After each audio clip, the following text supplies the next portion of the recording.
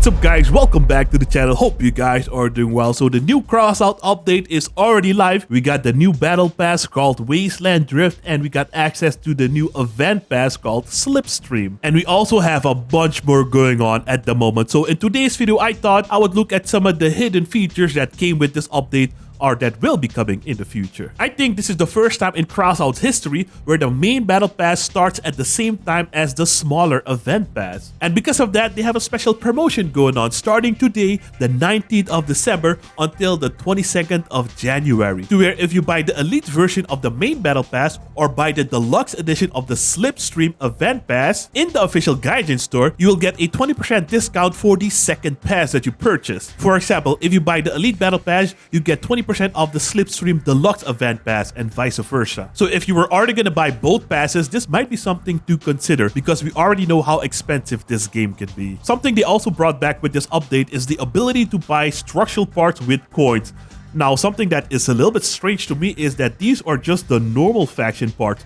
These are not even from the main battle passes that you've missed in the past. Because, for example, if you missed the Hyperborea battle pass, the Founders battle pass, the previous Syndicate battle pass, you don't have those structural parts in this list for some reason. Only the main battle pass or only the main faction structural parts, which you can find over here, which you can always grind with no rush. So I'm not really sure why they would let you buy these if you can unlock them for free later. Now, personally, I don't mind this. I would not do it. It's a little bit expensive. And I think it would be a lot more beneficial if they had structural parts from the previous battle passes over here. For example, the structural parts from the Next Step battle pass, the one we just had, that battle pass had some really good structural parts, especially those bumpers. But I understand the grind is pretty long, so if you want to skip the grind and buy some of those Steppenwolf high durability parts, you can now do that at a whopping 60 coins per part. Right now, we also have access to this mega crafting event that Crossout always does during their December update, where you can upgrade some of your items you have in your storage, or you can craft some very unique items like this donut, for example. I do see two new items over here. You can craft a king duck,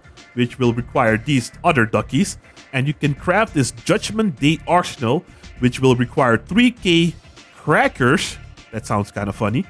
And one king duck. But what's inside of this thing? And I don't believe it, but if you craft this thing, you can get a relic? Really? You can select a Devourer, a Punisher, a Breaker, a Jormungandr. We got the cannons here, the Helicon, the Flash. There's no catch. Contains one relic weapon of your choice. Huh. Getting the 3k crackers is pretty easy. Getting the King Duck, that's a different story. I don't think we can... Oh, you can buy them. Oh, okay. Jesus Christ, dude. What the hell? Why? I mean, I know why, but... Oh my gosh. So, in order to buy... Let's see. Jeez Louise. That's still the same amount as a relic, basically. So, if you already have these ducks in your inventory, you can basically get a relic weapon for pretty cheap. If you have the items in your inventory. I know I personally skipped out on a lot of these, so... I already missed out on a free relic, basically. Post-production JB here. So I was just looking at this container a little bit closer, and keep in mind, these items that you select are not tradable and cannot be used for crafting. So once you get this container and get one of those relics, a little bit cheaper, you cannot use them for crafting and they are not tradable. You cannot sell them. Keep that in mind. It says it right here. I'm always bad at reading. That's why I also kind of leaked the stuff that I wasn't supposed to leak. Non-salvageable, does not take up storage space, and they are not tradable. So keep that in mind. And if you still decide to craft the King Duck, you can craft this Ninja for pretty cheap, not super cheap, but you can craft this Globe Duck for not too many resources. And you can try to get the other two duckies by crafting this container over here. The Duck Treasure, which contains one of these random ducks, like the Winter Duck, the Globe Duck, and the Crew Duck, which you need to craft the other duck. There's a whole duckception going on over here. Also, one more thing. In one of my videos, I told you that we're getting 56 blueprint slots. Well, it's not here. So I'm not sure. Maybe it was just a placeholder on the special dev server, but on the live server, it is not here yet. We still have a maximum of only 32 blueprint slots. But anyways, this list is very long, so I'm not going to go over all the different fusions you have here, but there's just a ton of stuff with Elephant, Rupture, Gravistars, a lot of weapons and modules modules and cabins in here with some pretty good fusion. Sabbath Wheels, Claw Wheels, Icarus 7s.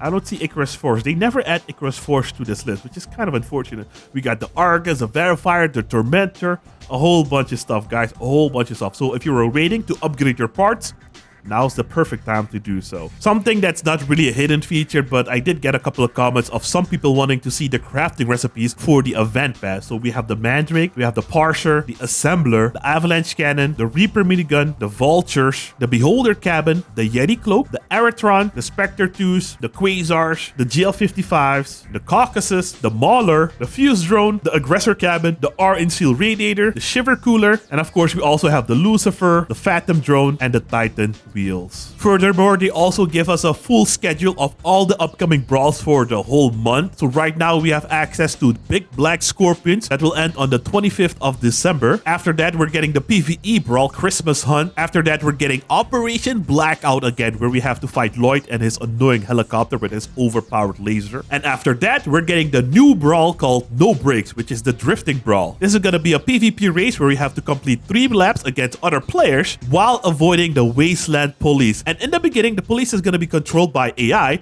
but once they catch up to you, you will become the police, which is kind of cool. Very similar to the Ravager brawls we have going on right now. As soon as you touch someone, you infect them and they become part of the enemy team, which I think is going to be pretty awesome. And as always, all these brawls will have their special daily tasks and their special daily rewards as well. The Battle for Uranium is also returning with some more changes. We're going to have 2 periods for Battle for Uranium. The first period will start on the 23rd of December until the 29th of December, and the second period will start on the 6th of January until the 12th of January. During this period, Clan Confrontation will be unavailable because it will be replaced with Uranium Wars. And this time around, the builds are gonna have to be between 7,000 and 9,000 power score. The players will earn personal rating points and move up the leaderboard. The battles will be held in the same format as Clan Confrontation. And something that I think is new is that for the first period, the one from the 23rd until the 29th, is Uranium Wars will be available for single players and groups of players. But for the second period, the one that starts on the 6th of January until the 12th, the Uranium Wars will only be available for single players. So I don't think you will be able to group that. And I might participate in that one because I usually solo queue and it's okay sometimes, but sometimes you get those random teammates with nothing that is aligned. You get 4 different wheels, you got 4 different weapons, and then you have to fight the enemy team fully decked out, fully meta built, on comms, and they just wreck you every time. I personally haven't done Clan Wars or Clan Confrontation or Uranium Wars in a very long time. So for me, these changes seem okay. But let me know what you guys think in the comment section down below. This is a small change, but they brought back the maps from the Arena game mode in the Game Center. This is gonna make my custom games a lot more fun because those maps are basically perfect for nice, fast-paced combat. And I also wish they brought back that game mode just for a week as a random brawl or something, because that game mode was actually pretty awesome. The next interesting thing is on the new Fuji map, where I already showed you guys that you can activate the Tokyo Tower and it will disable the enemy's chameleon, but it doesn't just do that. It also increases the power and speed of allies and show where every enemy is on the map, which is kind of cool. Not sure how powerful that's gonna be, but it is something very interesting. And the final thing I want to share with you guys is the nerf to the Devourer that came with this update. So the common projectile damage is reduced by 21.4%. The armor piercing projectile damage is reduced by 13.3%. The explosive damage projectile is reduced by 10%. The cooling projectile now freezes parts by 5% instead of 9% before. Increase the number of hits required to activate the perk from 30 to 36. Optimal range reduced by 29% and maximum range reduced by 33%. So a lot of changes at once. They always do that. But let's hope the weapon doesn't become too horrible. They also added 3 cool soundtracks for the No Brakes Brawl, but unfortunately I cannot play it because of copyright issues, but they're pretty awesome. And that's pretty much it, fellas. I hope you guys are enjoying the update. I personally haven't played yet, but I will get on later. Oh, by the way, there's also Twitch drops right now. And by watching any of the partnered creators, you can get access to cartridges. And then you can craft some of these items. You get the Sarcasm sticker, the Hella sticker, the Ducky Ducky Ducky, the Short Pink Lamp, and the Witness container. There used to be more, but I don't see. Yeah, that. Oh, wait, we have one more. No, that's Helicon. Yeah, because these are the temporary items.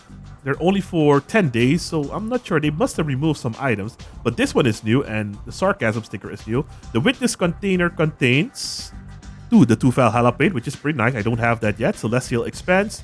a wind generator for your garage, an idol of death for your garage, a couple of other sticker, and a decor item hologram. So yeah, that's pretty much it. I hope you guys are enjoying the update. Let me know what you guys think of the update and everything in the comment section down below, and let's just have a fun discussion. I'll also be streaming on Twitch, but I'm not exactly sure when because I still have videos to publish. So I hope to see you there, but if not, there's plenty of people streaming, so you can still get your drops. I hope you guys enjoyed. If you did, I hope I earned a like and a subscription to the channel. If you guys want to see more, you can click on one of these two videos over here, and I'll see you there in a minute. Thanks for watching. Have a great day. Peace.